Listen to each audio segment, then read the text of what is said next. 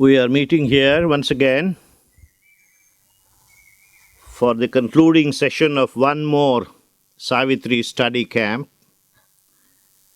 This camp began on the 23rd of February, and since then we have been meeting every day in the beach office hall of Sri Aurobindo Society in Pondicherry. And this is the concluding session. Before I begin, on behalf of all of you and on my own behalf, I would like to thank Sri Aurobindo Society and the friends at Savitri Bhavan for making these sessions possible. I would like to thank all of you who have been with the Savitri study camps, and some of you have been with us for the last 10 years. Above all, I would like to thank the Divine Mother for the supreme grace she has been pouring on us every time we meet for a Savitri study camp. Last year, when we met here, we read the concluding part of Book 7, Canto 7. Now it looks to me that those magic lines have created the vibration which has brought here many more people than were here last time. Because these magic lines were about the cosmic consciousness Savitri attains.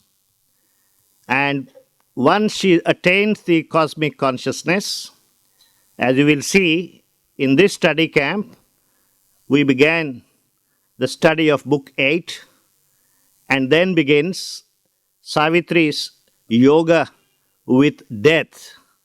I don't call it a confrontation with death. You and I confront death, but Savitri doesn't. She has the yoga of death. And she undertook this yoga of death not for herself, but to free us from the hold of death. She did that to make a spiritual community possible. She did that, to begin with, to make Auroville possible. And we are very, very happy that as Savitri is confronting death in Book 8 and Book 9, we are once again here in the very wonderful atmosphere of Savitri Bhavan.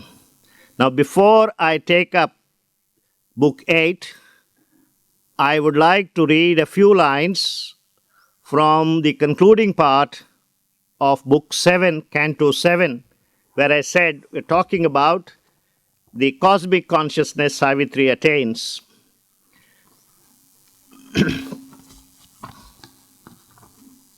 This is on page 556.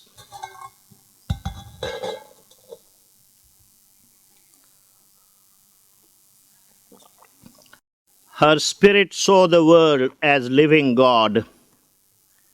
It saw the One and knew that all was He. She knew Him as the absolute self-space, one with herself and ground of all things here, in which the world wanders seeking for the truth, guarded behind its face of ignorance. She followed Him through the march of endless time. All nature's happenings were events in her. The heartbeats of the cosmos were her own. All beings thought and felt and moved in her. She inhabited the vastness of the world. Its distances were her nature's boundaries. Its closenesses her own life's intimacies.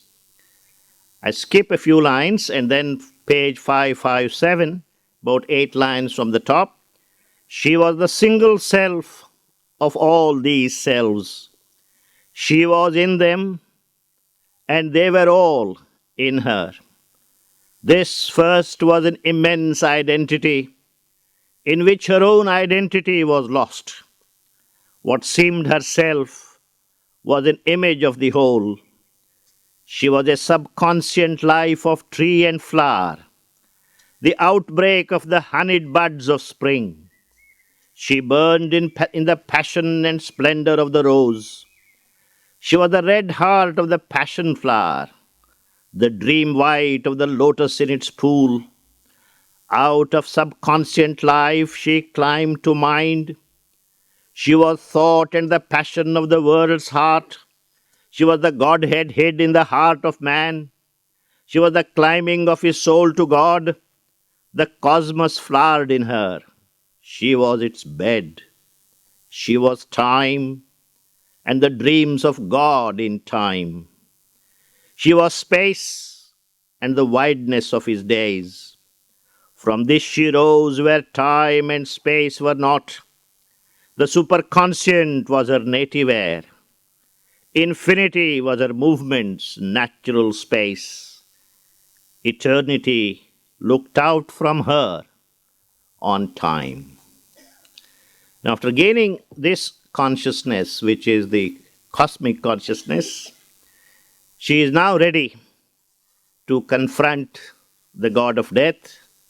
And we now move on to Canto Book 8, which is called the Book of Death.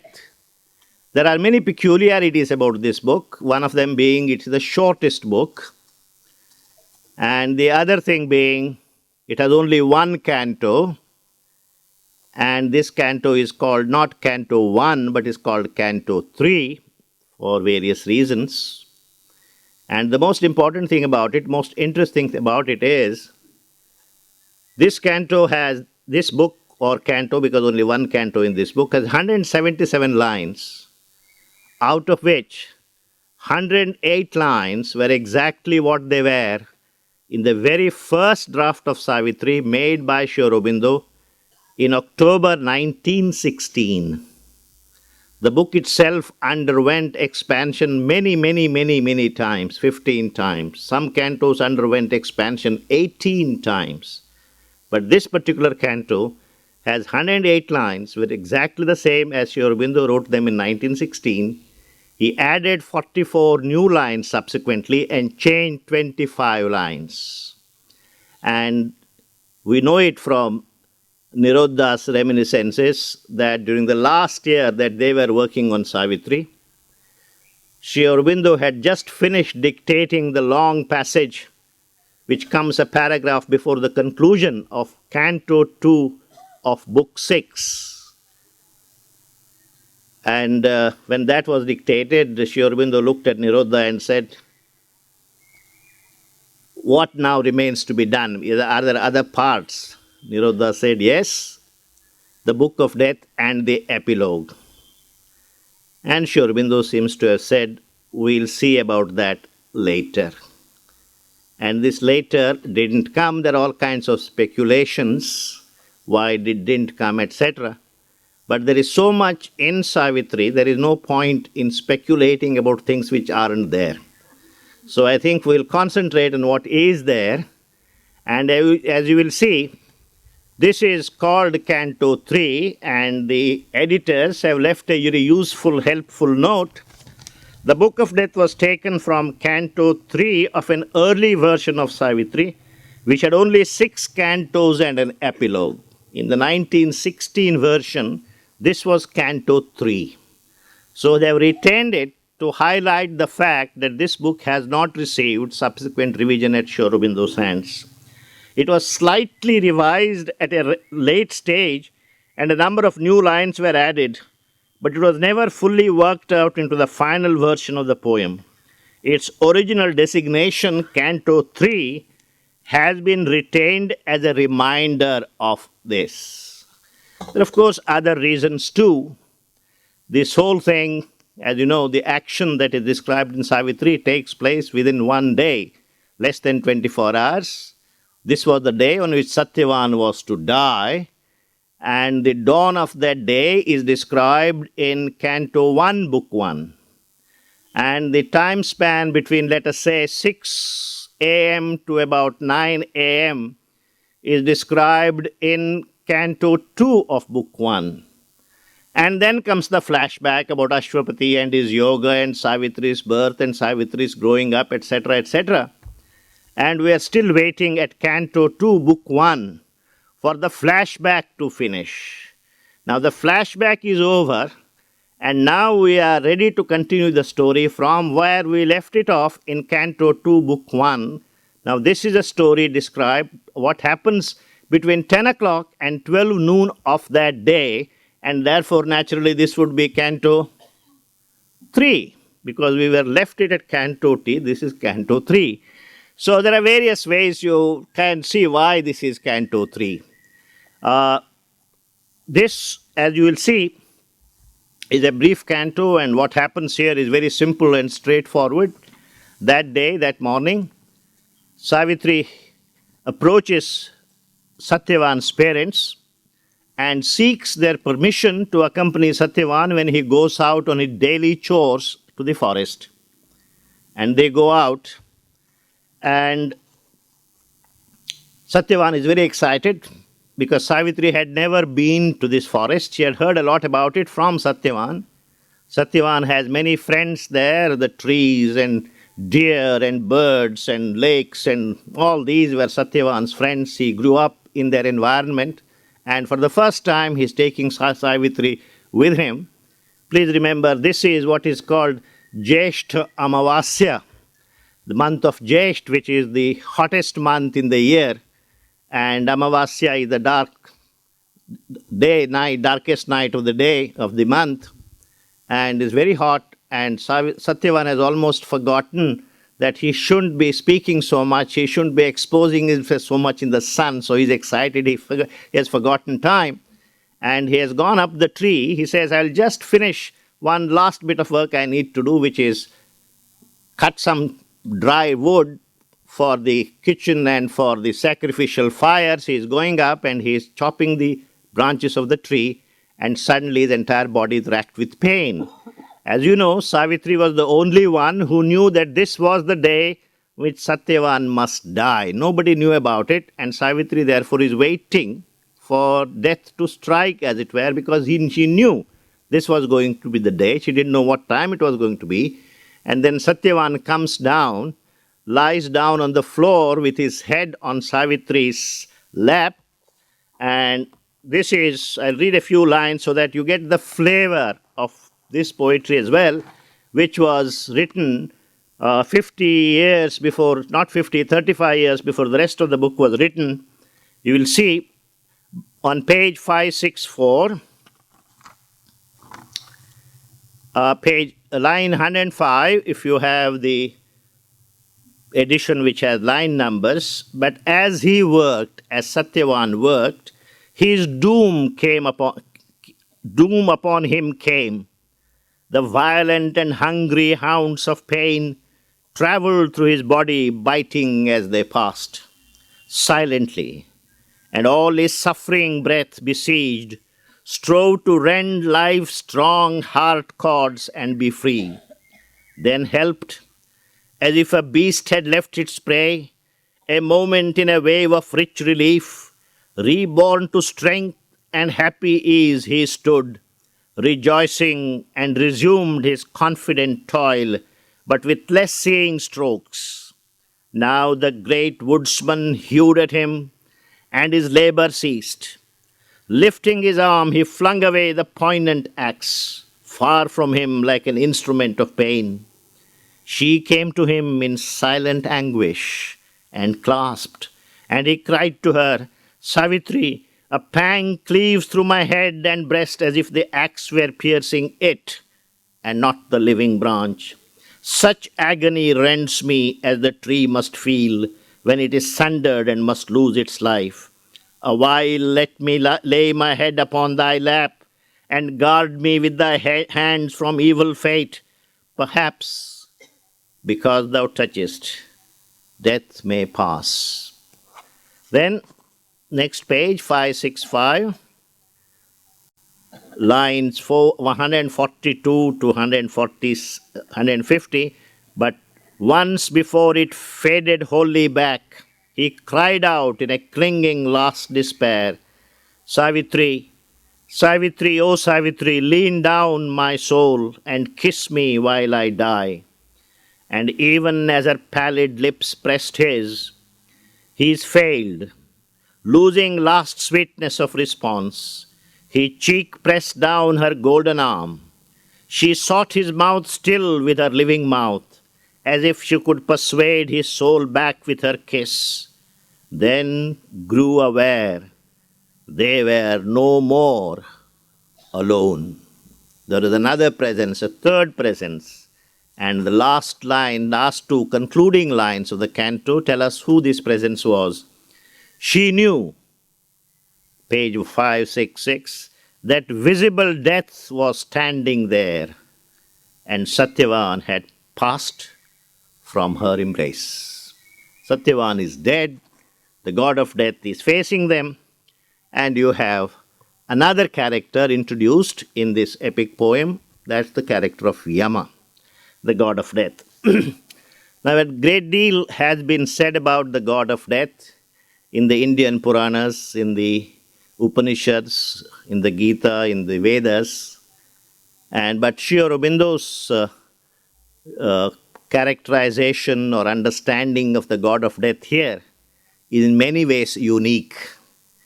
In the Vedas, Yama is described very often as another name to the Supreme Lord. And he also has been described very often as the controller of Dharma, Dharmaraja. He is the one who controls righteous conduct. These two aspects Sri Aurobindo does not emphasize, and here he emphasizes another aspect, which is Yama is that power which resists the manifestation of God here on earth. He represents the rockmost bottom of the inconscient. But as we know, underneath this the bottommost part of this inconscient, there is the superconscient, and Yama still hasn't realized it. And in one sense, as we will see, we have many more cantos to go. You will see this is a very, very interesting development here. As Savitri proceeds confronting the god of death is made to realize himself, and for the first time, the god of death is being given an opportunity to realize himself, to realize his true self. And here, under Savitri's grace, as it were, the god of death realizes he is really the god of love, masquerading as god of death. In other words, death has really no reality. Death is a mask. Behind it, there is some other truth. And Sri Aurobindo and the mother have talked about a great deal about the conquest of death. As we all know, the physical conquest of death on earth is very often regarded as one of the aims of the integral yoga Sri Aurobindo and the mother developed. But if you really look at it, this looks to be the most materialistic aim any yoga can have, because most yogas regard the body as the most materialistic part, and therefore they always have concentrated on soul and its immortality, etc. And here is a group of people who wants to cling, it looks as if they want to cling on to the body. And they have made immortality of the body as the aim of that yoga. This is only a popular myth about it, and Sri Aurobindo and the mother have revealed a great many new secrets about death. We don't have the time to talk about them in any detail here, but I do feel that some broad outlines of their approach to death must be referred to. For one thing, they have very clearly said that victory over death is possible only if only two conditions have to be fulfilled: that we have no egoistic attachment to the body and bodily life, and two, we are entirely free from the fear of death. Death can be conquered if you have no attachment to the body and only if you are not afraid of death. Now, both these things, in the talks in Pondicherry, I supported these by quotations from the mother and Sri Aurobindo's writings. They pointed out both these things are possible by growing in the consciousness of the immortal part of our being. We have a mortal part of our being as it is, and there is an immortal part of our being. We must grow in the consciousness of this immortal part. Now, very often the question is asked, what is the proof that man has an immortal soul? And secondly, what exactly is the content of this immortality? What do you mean by immortality? And Sri Aurobindo has very glorious paragraphs. He says, once you grow into the consciousness of your soul, once you have felt the breath of the soul, once you have experienced what soul is, then you will never raise this question, is the soul immortal or not? Immortality you will instantaneously feel. You will feel the immortality of the soul as a matter of experience, just as you stand underneath the sun and feel the sun's heat and rays coming down, pouring down on your body. You don't ask, I need a proof that there is a sun. You can see the sun on your entire body. So the experience of immortality is so natural to somebody who has experienced his soul. And then they go on to say that what is the content of this immortality? And they point out, and this is something very, very interesting, there are two kinds of immortality. One, they say timeless immortality, and the other is time immortality. One is to be aware that you have a being which was never born, which is therefore never going to die, which is always timeless, the kind of being the soul described in the Gita. But there is another kind of immortality. And unless you have the other kind of immortality as well, you are likely to look upon your life in this world as meaningless. And once that begins, you are likely to withdraw from this life. And that is totally against what Sri Aurobindo and the mother have been advocating. That because you are immortal, you have an immortal being, doesn't mean that your becoming is false. Your becoming also is equally true. And there is an experience that even in this becoming, you are a little child, you are now a young man, then become an old man, then you give up this body, you come back again, etc. In all this becoming, there is a consciousness. You can develop a consciousness that this is a becoming of the being. That becoming is not, it's not as if being is true and becoming is false. Being and becoming, both are true, both are divine, and unless you have this kind of a integral approach to the immortality, then yoga generally ends up by discarding this world, by dismissing world as of no consequence. And as you will see, Sri Aurobindo's, our mother's yoga does not encourage this kind of an approach. Now, later on, they point out, why does death come? And they point out, the general superstition, many people feel that once you take to yoga, you begin to fall ill more often than other people. Sri Aurobindo has denied this, but there is a general assumption, and the basis for this assumption is as follows. Once you take to yoga seriously, your inner parts, the higher parts of your being, begin to change. Their evolution is accelerated. But the body is the most inert part of our personality. Body has so far been denied the touch of the divine. We have always said, oh God, your domain ends here. You can't go beyond this.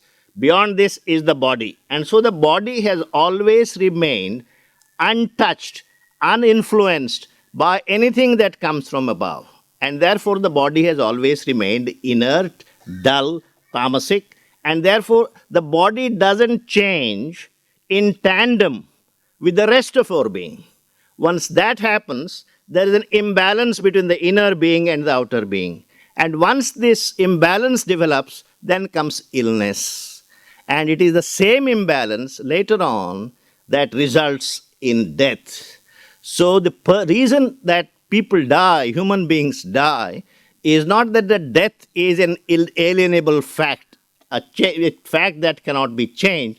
It is simply because the body hasn't learned to change, to evolve, and keep pace with the soul that is developing. Because life is there, we are here to evolve and to change. And therefore, it is not mortality, but immortality is our birthright. And you'll be quite surprised if you look up evidence from biology. Biologists have come to the conclusion that mortality is an accident. Immortality really characterizes all forms of life. Now, I won't go into this. This is not the time, and I don't know enough biology to convince you about this, but there is literature, and the literature is, more and more literature is coming up which suggests that death appeared at a late point in the evolution of multicellular organisms. Even now, there are many simpler forms of multicellular organisms which do not die. Death came later, death became necessary for certain reasons, and death has come, but death is not a permanent feature of this life. Life is the important thing, and Sri Aurobindo develops this theme beautifully, that death is a process of life. We are looking at death from the wrong end and regarding death as the most important thing. Death is not the most important thing. It is the life that is the most important thing. And death is only a process of life. Life has been given to us so that the soul can develop, the soul can grow. And as the soul keeps growing, the body does not, as I said, keep pace with the soul. And therefore, you have a soul which is anxious and eager to grow more, but now saddled with a body which cannot serve its purpose. So instead of making a body a drag on the soul, why not discard the body and take another body, another set of circumstances, another time, place, etc., for a new set of experiences so that you can keep growing. This is why death has come. Death has come because the body has been saying, sorry, I cannot keep pace with your other development. Now, what Sri Aurobindo and the mother believe is that it is possible to make the body supple enough, to make the body consciousness light enough, to make the body transparent enough, to make the body plastic enough, so that the body will not be out of step with the rest of the human spirit. And the integral yoga therefore believes in offering the body to the descent of the divine. And now, after 29th February 1956, circumstances are propitious for this change to happen. The force, the grace, the power that is necessary for the body to adapt, for the body to acquire these new features, that consciousness has already come down. And so, this is their attitude towards death. Death is accidental, just as pain and suffering are accidental. They came because at certain point in our evolutionary journey, they became necessary. They will continue as long as they are necessary. Now, it's only by growing in consciousness that we can prove to death that he is no more necessary and he is more than ready to say goodbye and disappear. Now, this is a very profound knowledge, and Sri Aurobindo and the mother want man to conquer death, not because they would like us to be attached to any single body, but as a sign of our being's perfect mastery over our becoming, so that we become masters of all levels of consciousness. Now, it is this that is central to their philosophy of death. So, the physical conquest of death, as I said, is not a materialistic goal. It is probably the most spiritual, so that the spirit becomes triumphant. The spirit triumphs over matter, even at the level of the body. Now, this is their general philosophy, and I developed during my talks over a set of 6 sessions this theme of what is the real issue of mortality, immortality, and conquest of death. Now, we have just looked at Book 8. As I said, it has only one canto. And now we come to Book 9. And Book 9 has two cantos. And canto number 1, if you have the book, is called Towards the Black Void. Now, the mother has written in many places something about what happens to a human being when he dies. To what regions does he go? They have also written what happens to a person who is very evolved, what happens to him when an evolved person dies. And the journeys, the terrains they go to are different terrains. But here, as you know, it is Satyavan who is dead. And Satyavan is a godlike being, a very fully evolved being. So his afterlife journey cannot be the afterlife journey on every average, any ordinary man. This is a special journey. And it becomes more special because here, in other words, it is Savitri who is taking death on a tour of self-discovery. And the various areas of death are being exposed one by one, and you will see that this goes on over a stretch of about 6 to 8 cantos, and we are just at the beginning of it. First, death, as you know, feels that he is so powerful and human beings are so weak. So death has a disdain, death has a scorn, and he just dismisses Savitri as of no consequence at all. But before that happens, before death can even speak, when the god of death had just arrived, Savitri simply refuses to even look at him. Now, the first thing that happens when you refuse to look at the god of death is the god of death becomes a little nervous. You see, because the first thing, the god of death just captures you just by his presence, by terrorizing you. And Savitri shows that she is no babe in the woods. She will not be intimidated. She takes her own time. The god of death kind of coughs and so on, hoping that but she doesn't move. Now at that moment, which is the most important moment in Savitri's life, a great power descends into Savitri. That's being described here on page 571, line 16. Then suddenly there came on her the change which in tremendous moments of our lives can overtake sometimes the human soul and hold it up towards its luminous source. The veil is torn. The thinker is no more. Only the spirit sees and all is known. Then a calm power seated above our brows is seen. Unshaken by our thoughts and deeds, its stillness bears the voices of the world. Immobile, it moves nature, looks on life. And there is a long description of this new power that comes to her. And finally, this power settles in her head, as it were, because Savitri is no ordinary housewife. The whole of Book 7 that we saw, 7 cantos, Savitri has already realized her supramental consciousness. She has already realized the cosmic consciousness, and all these powers are just available to her when she wants them. And now that the most crucial moment of her life has come, for which she is born, Savitri is born, just to wage for this confrontation with death. And that moment, this change comes to her and she is totally transformed. And the first section is basically a description of the transformation, of the change that comes over Savitri. And then you have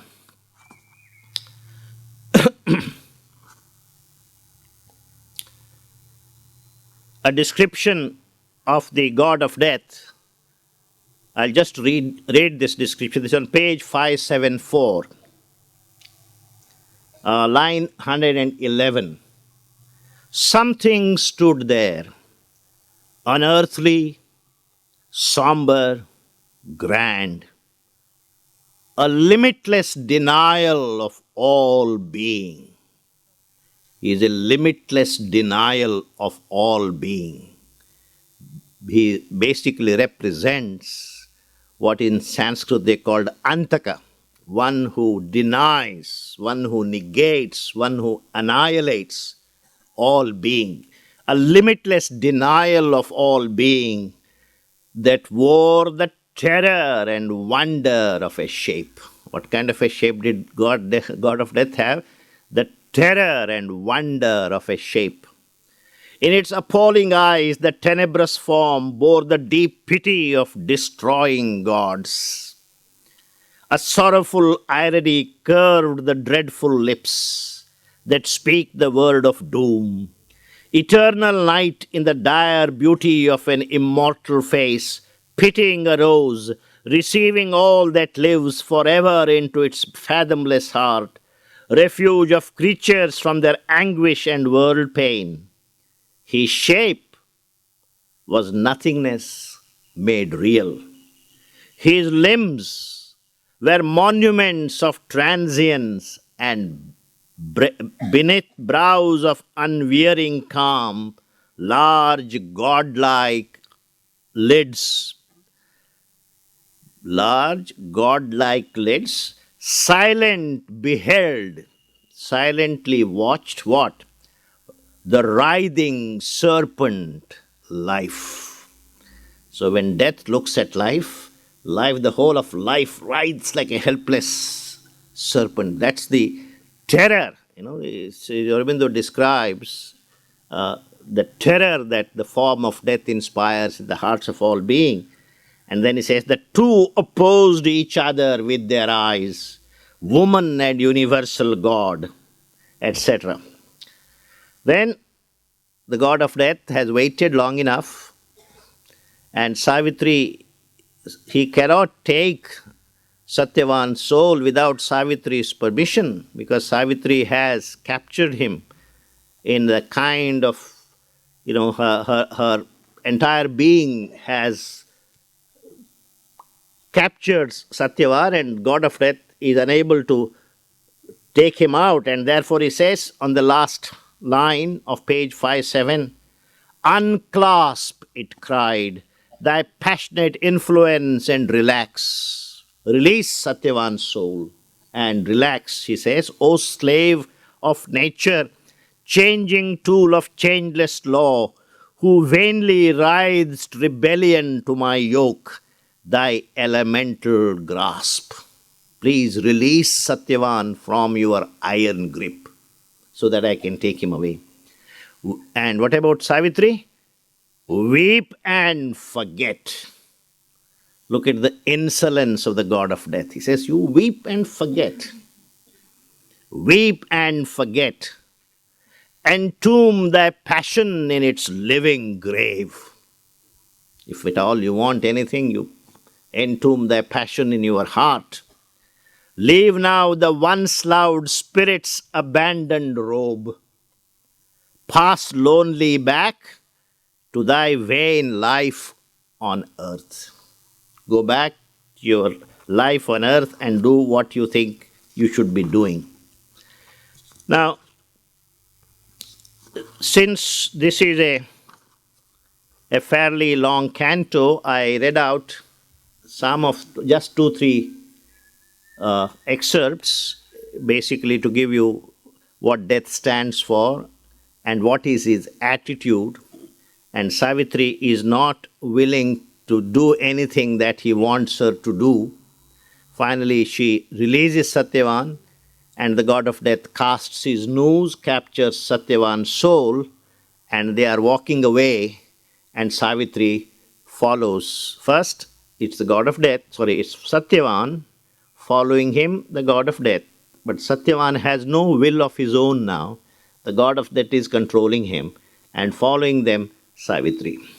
And the god of death does not even look back, because he is confident that Savitri will soon stop. Because once he crosses over into his realm, which is his own, no human being can ever step into that realm. And lo and behold, the faster he goes, And the farther he moves away into this weird realm of his own, he still finds Savitri following him. And he cannot understand, and he begins to create a kind of psychological terror so that the Savitri will be afraid and leave. I'll read that on page 583. And this warfare between Savitri and the god of death is going on without an exchange of any words. They're not speaking to anybody anymore. They just quietly, the god of death is creating this terror, expecting Savitri to retreat. On page 583, it's about line 38. A mystery of terror's boundlessness, gathering its hungry strength, the huge pitiless void, surrounded slowly with its soundless depths, and monstrous, cavernous, a shapeless throat devoured her into its shadowy, strangling mass, the fierce spiritual agony of a dream. Savitri felt as if she was being sucked into the throat, cavernous throat of darkness, and Savitri was going in. A curtain of impenetrable dread. The darkness hung around her cage of sense, as when the trees have turned to blotted shades, and the last friendly glimmer fades away around a bullock in the forest tide, by hunters closes in no empty night.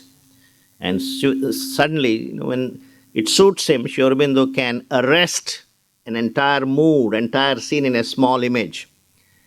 In the good old days, when killing animals for pleasure was quite fashionable, what people used to do is they used visit the haunt of a lion or a tiger they wanted to hunt, shoot, but they didn't have the courage to do it.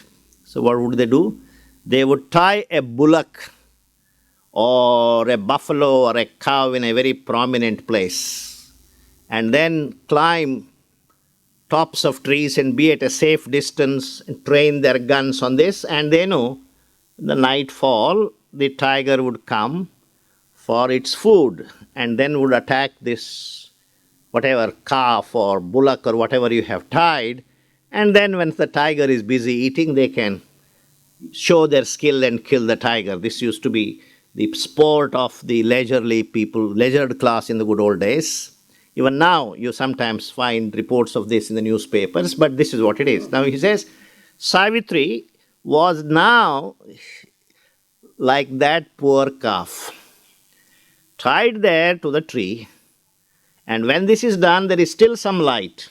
Slowly evening comes, and the light recedes, and what looked at one time trees clearly seen, they become simply blotches of darkness. You can't distinguish one from the other. So the night has settled in, and the animal now is expecting an attack from the tiger or whatever at any moment. And Savitri, that is what the god of death wanted. That is how the god of death wanted Savitri to feel, and that's what he says. A curtain of impenetrable dread, the darkness hung around her cage of sense, as when the trees have turned to blotted shades. The trees are no more very distinctly seen, they have become blotted shades. And the last friendly glimmer fades away. The last ray, the last glimmer has faded away. Around a bullock in the forest, tied by hunters closes in no empty night. It is not an empty night, it is a night full of terror and full of the tiger. That's what the animal expects. Savitri is made to feel like that by the god of death.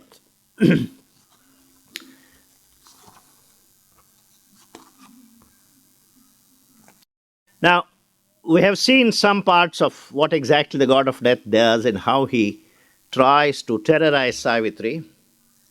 The god of death is a very clever person. He is very sophisticated. And when he begins to talk to Savitri, not only is there disdain and scorn, but he has many a punchline here, in a beautifully epigrammatic style.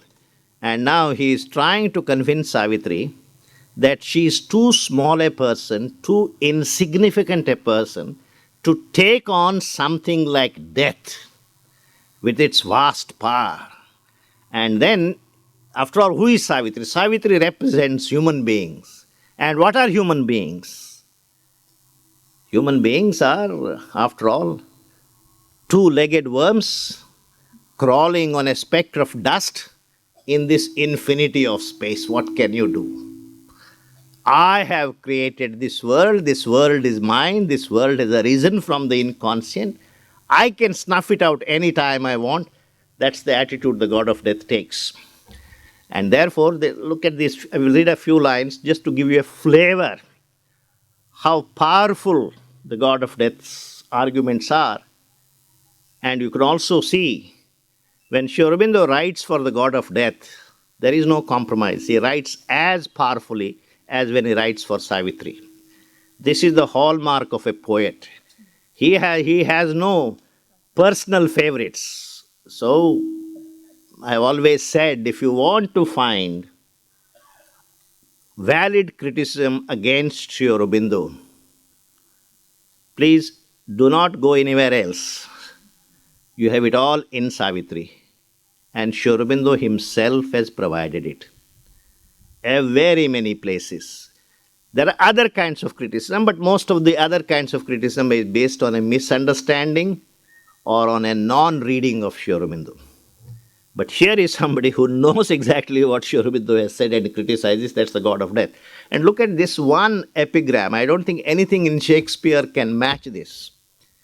With the sheer brilliance of it, which kind of summarizes in 2 lines the miracle that man is and his ultimate insignificance. These are the lines. A fragile miracle of thinking clay, armed with illusions, walks the child of time. It's a fragile miracle. This is a miracle made out of dust. That's what we are. Some people have more of this dust and some people have less of this dust, but we are all basically made of dust. But a miracle. Who has already been to the moon, who is thinking of sending his children next holiday somewhere between the Earth and the Mars, who can fly into the sky, who can talk to people, friends in New York and London and wherever you want, the touch of a finger, almost godlike power, computers, emails, everything that you have is certainly a miracle. But what kind of miracle? A fragile miracle. A fragile miracle finally made of what?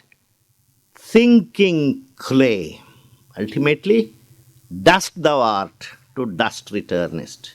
You are still dust, but dust that has started to think. Matter which has learned how to think. And that's why what you have here is called grey matter. It's matter still. So he says, a fragile miracle of thinking clay, armed with illusions, walks the child of time. This is a child of time, born in time, therefore dies in time. He's just a child. And what does he have for his defending himself? Illusions. And his greatest illusion is an illusion which is spelt G-O-D. That is his greatest illusion. And he immediately goes on to say, to fill the void around he feels and dreads, the void he came from and to which he goes. He magnifies his self and names it God. No children suddenly get up in the middle of the night. The parents are nowhere near. Indian parents are always there nearby. But in Western countries, right from the early child, the child is made to feel independent, sleeps in a room of his own, suddenly gets up at night and there is nobody, feels scared. It's thunder, storm, the fluttering of the curtain, There's no there anything at all. Then what does the child do? The child looks at the doll with which it's sleeping. They always has a doll, some stuffed toy. And the presence of this stuffed toy gives the child certain psychological consolation, some kind of courage. And so it starts petting the toy, etc., and then slowly goes back to sleep. We are exactly like that.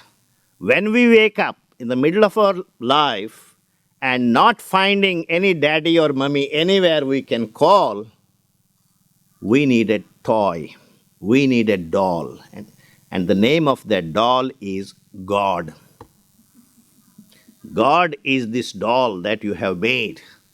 God is this illusion you have armed yourself with. To fill the void around he feels and dreads, the void he came from and to which he goes. He magnifies his self and names it God. He calls the heavens to help his suffering hopes. He sees above him with a longing heart, bare spaces more unconscious than himself, that have not even his privilege of mind, and empty of all but their unreal blue, and peoples them with bright and merciful powers. When man is in trouble, he goes down on his knees, raises his hand, looks at the sky, without realizing in the entire creation there is no creature more intelligent than he. There is nothing there, it's only empty. What you see up there, above there, is the blue of the sky, and the scientist will tell you the blue of the sky is also unreal. And this is man. And he believes that all God sitting there ready to help him, rescue party, first aid party, etc. There is nobody there. So these are the various illusions with which you have grown up, Savitri. And you can't take me on. I have created this world out of the inconscient. I let it be at my pleasure. And when I don't want it, I will snuff it out. There is nothing you can do about it. You are so helpless. So why continue to walk into this land which doesn't belong to you? Go back. Human beings must live within their limitations. They can be happy. Do not try to exceed yourself. But exceeding oneself is the badge of humanness. If you don't exceed yourself, you are not human. In the whole of the life divine, Sri Aurobindo keeps talking about this and says, this divine discontent which man has been blessed with. Today it has made science and technology possible, the civilization possible. The same discontent will one day make it possible for man to wake up from within and walk like a living God on this earth. This is the discontent that man has. And those who oppose the manifestation of God, therefore always advise you, you have a nice little corner, that's where you have to belong, that's where you live and eat and rest and recreate and entertain yourself and die. Don't try to exceed yourself. And Savitri represents this human aspiration, this human urge of overreaching, of going beyond what man has so far achieved. And the god of death can't stand that, and therefore he says, for the sea roars around him and the earth quakes beneath his steps, and fire as at his doors, and death prowls baying through the woods of life. Now we have only until 4 o'clock, and if you have Savitri and lines like this, you need eternity to talk about it, to enjoy it. Sri Aurobindo had 50 years, 35 years to write it, but we want everything in 35 minutes. That has been my problem. But anyway, this is only a symbolic session, the main session we held there. I will now conclude the next 10 minutes so that you can go to Matru Bhavan, those who want to go for a visit, and then leave here at 5 o'clock. So all that he's saying is, hope not to win back to thee, Satyavan, etc. Don't wait, don't ask for Satyavan. And this debate between the god of death and Savitri goes on, and there are many, many wonderful passages here. And the god of death asks Savitri, ultimately, finally, he uses all terror techniques, and finally, when Savitri is undaunted, he uses reason. He says, Savitri, I don't know whether there is a God, and suppose there is a God and you want his immortality. In God's immortality, there is no Satyavan. You have to be by yourself. Immortality, you just have, there is what is called in Indian language is Kaivalya. You have to be just by yourself. There is no other. There is no Satyavan there. There is no love there. There is no action there. There is no will there. You just have to be by yourself. But what you are asking is you want a world where there is place for love, where there is place for action, where there is place for will. This and immortality cannot coexist. And Savitri keeps challenging the god of death, denying whatever he is saying. And this goes on until we come. And he says, Savitri, at one point she says, I am, I love, I see, I act, I will. This is, for me, to be. To live means to love. To live means to will. To live means to conquer, to grow, to embrace God in all his perfection. That is what to me living really means. And God of death says, what about knowing? If you really know, then there is no scope for love. If you really know, there is no scope for building anything wonderful. Then Savitri says, when I have loved forever, I shall know. There are two kinds of love. One is a limited love, the love of the ego. There is another love, which is the love of the soul. That is not for a bargain. When I love, I will know that this entire world is a manifestation of one supreme reality.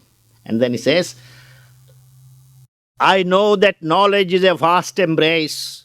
I know that every being is myself. In every heart is hidden the myriad one. God manifests in every being. So, since God lives in me and lives in every being, the love I have is this thirst for union with the one. And that cannot have compromises, that cannot be transient.